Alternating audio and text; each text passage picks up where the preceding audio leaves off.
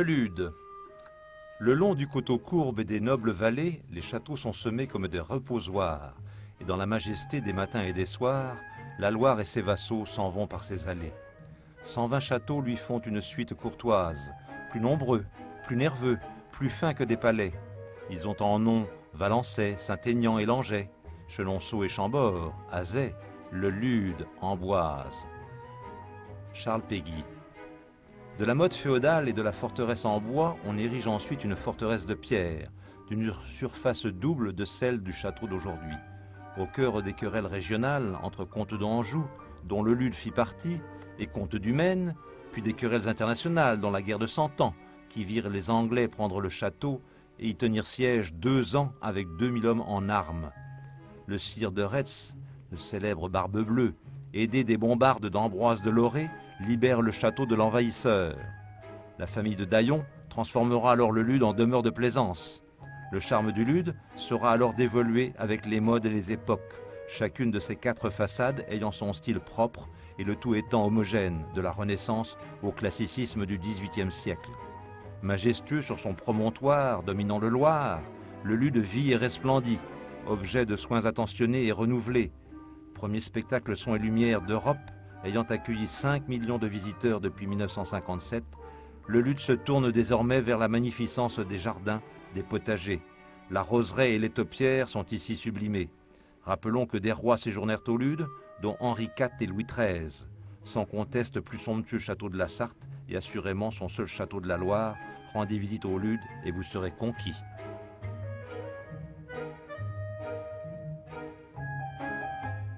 Alors pour clore cette 3e saison de la vie de château, nous vous invitons aujourd'hui à visiter le seul château de la Loire de la Sarthe, c'est le Lude. Bonjour madame et merci de nous accueillir chez vous.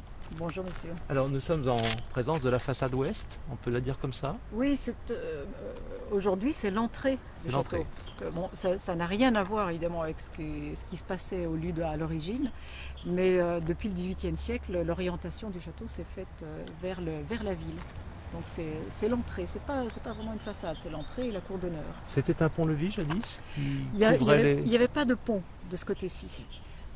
Le pont était sur la façade oui, sud. quand le Lude a été construit, donc, entre le XIIIe et le XVe siècle, la forteresse était complètement orientée vers le Loir. Et côté ville, c'était fermé. Enfin, c'est-à-dire qu'il y avait ces larges douves, un donjon, mais il n'y avait pas d'accès. Donc il fallait faire le tour du château et entrer par l'autre pont qui existe toujours, qui est en pierre aujourd'hui. Mais celui-là était le pont-levis. C'était le pont-levis. Donc on se situe dans le XIe siècle pour les premières querelles entre comtes du Maine et comtes d'Anjou. Oui, alors à cette époque-là, il faut imaginer quelque chose de très différent de ce que vous avez sous les yeux. Vraiment la forteresse oui, défensive. Non, mais c'était surtout un fort de bois au départ. Donc on connaît son existence à partir du Xe siècle, mais ce n'est qu'au XIIIe qu'on a vraiment installé une construction en dur, en maçonnerie. Et donc ça a commencé au XIIIe et ça a duré. Les travaux se sont étendus sur 200 ans. Ça ne s'est pas fait en un coup. Il y a une construction de 6 tours plus un éperon de maçonnerie qui protégeait le château vers la rivière. Tout ça s'est fait progressivement évidemment. Le Lude a été défensif pendant quelques siècles quand même, avant de devenir une demeure de plaisance. Ça s'explique par sa situation. Hein. Le Lude a été construit au bord du Loir et la rivière faisait la frontière. D'abord contre la Normandie, et donc ça défendait l'Anjou contre les incursions des Normands. Et quand le château quand l'Anjou était un royaume,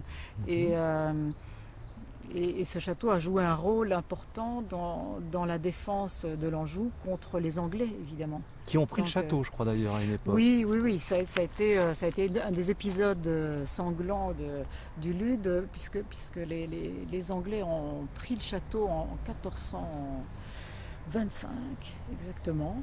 Et ils sont occupés les lieux pendant 2 ans. 2 ans, j'ai vu qu'il y avait 2000 hommes en armes ici. Mais oui, la forteresse était assez grande pour accueillir 2000 hommes en armes. On ne se rend pas compte aujourd'hui, mais le château actuel couvre en surface la moitié de la forteresse d'origine. Alors, c'est quelque chose qui est encore très très visible et très frappant lorsqu'on se promène dans les douves, puisque au niveau des sous-bassements, douves sèches bien sûr, hein, elles ont toujours été sèches, mais au niveau des sous-bassements, tout est encore là. L'ensemble des tours, l'éperon de maçonnerie, tout ça est encore très très visible. Donc on comprend qu'à l'époque, il y avait 4000 mètres carrés d'occupation, il y avait la place pour 2000 hommes de garnison, quoi. Alors, donc 2 ans d'occupation des Anglais, et puis le château a été libéré par Gilles de Rais, qui descendait à Orléans pour rejoindre Jeanne d'Arc.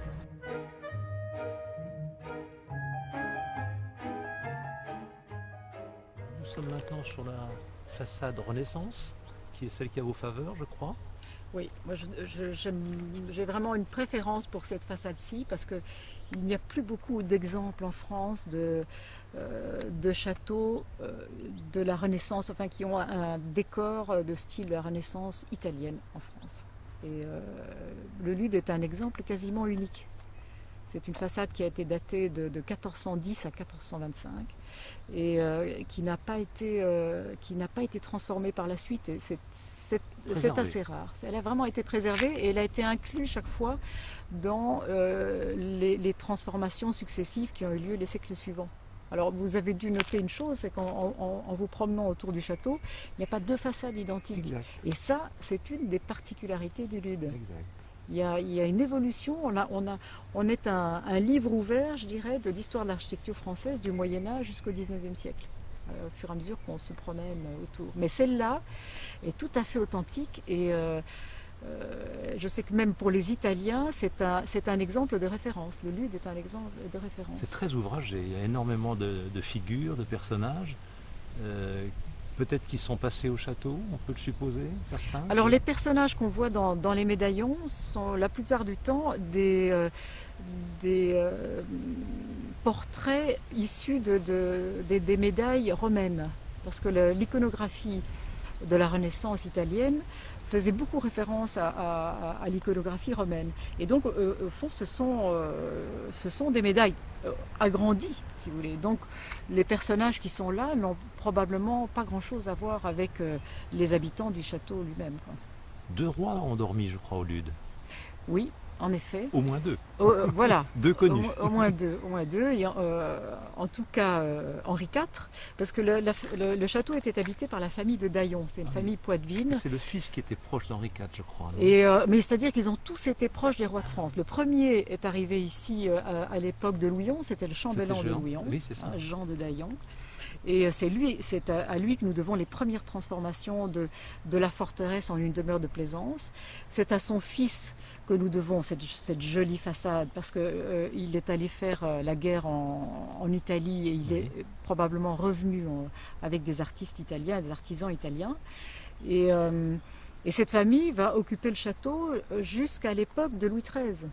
Et en ayant des rapports extrêmement proches avec les rois. Henri IV est venu 2 fois ici. Une fois juste après sa conversion. Et il se rendait à Chartres pour le sacre. Il a été sacré à Chartres, non pas à Reims. Et il s'est arrêté au Lude à ce moment-là. Et puis il est repassé plusieurs années plus tard, après avoir signé l'édit de Nantes. Parce qu'il est resté, il a séjourné à Nantes. Il était à cette époque-là avec Gabriel d'Estrées. Ils ont eu leur 2e enfant qui est né à Nantes. Et en rentrant vers Paris, ils se sont de nouveau arrêtés au Lude. Voilà, ça c'était les séjours du roi, dont il reste encore la chambre à coucher d'ailleurs. Et puis plus tard, Louis XIII est venu. Louis XIII s'est rendu plusieurs fois au Lude. Plusieurs archives et écrits l'attestent. Alors nous sommes sur la façade 18e. Oui. Architecte Barré, c'est ça? Exactement. Retenu. Et on est à l'époque de Mademoiselle de Vieux-Ville? C'est Madame de la Vieux-Ville, voilà, qui était l'héritière. Le château a changé de main à l'époque de Louis XV, parce que la famille de Daillon, dont je vous parlais tout à l'heure, s'est éteinte. Et elle a voulu moderniser le Lude. Ce qui explique qu'elle a fait appel à un très bon architecte de l'époque, qui était Vincent Barré. Lui-même avait déjà fait de très belles réalisations, dont le château de Montgeoffroy, qui est près de Saumur. Oui. Et elle lui a demandé de lui construire un château néoclassique comme ça se faisait à l'époque. Il a réussi ce tour de force d'intégrer cette façade entre deux ailes Renaissance et médiévale. Voilà. Et je dois dire que l'ensemble est tout à fait réussi, alors que les styles n'ont rien à voir. Alors, je pense qu'il faut aussi qu'on rappelle que le luth, ça a été le premier son et lumière d'Europe. Oui. Mais le son et lumière du luth qui a démarré en 1957 a été créé par ma belle-mère et a été le premier du genre. Donc je pense qu'au luth aussi c'est assez exceptionnel de retrouver un domaine qui a conservé tous les éléments de la vie d'autrefois. Il y avait des jeux d'eau, si j'ai bonne mémoire aussi. Oui, il y avait des jeux d'eau, il y avait des danses, il y avait des feux d'artifice, enfin... mais je crois que un des mérites de ce spectacle, c'est d'avoir fait voyager la réputation du luth hors des frontières de France, parce qu'il est connu internationalement, et de l'avoir inscrit définitivement comme un des grands châteaux de la Loire. J'aurais mauvaise conscience à ne pas parler de jardinage avec vous, madame. Je crois que c'est vraiment ce que vous aimez beaucoup dans votre demeure. Oui, alors ça, ce sont les derniers chapitres de l'histoire du château qui sont racontés donc à la fin du XXe siècle et début du XXIe siècle. C'est notre génération et c'est ce qui a pris un petit peu le relais sur les spectacles son lumière, puisqu'on a dès que le spectacle s'est arrêté dans les années 95, nous sommes attelés à restaurer les jardins, donc à restaurer en partie et créer d'autres jardins pour réintégrer ce monument, l'élégance de ce monument dans un environnement qui lui était adapté. Et c'est vrai que j'aime beaucoup les jardins, donc on y travaille depuis 15 ans. Et on a, bon, je pense que les alentours ont beaucoup changé entre ce jardin qui est ici derrière moi et qui est le jardin de l'Éperon. Là, il ne ressemble absolument pas à ce qu'il y avait avant. On y a installé une roseraie, on a planté un labyrinthe, on a changé les jardins réguliers qui étaient des jardins de fleurs, on les a changés en jardins de taupières et de bassins. Donc les atmosphères ont beaucoup changé, mais les lieux ont gagné en charme et en cohérence en tout cas.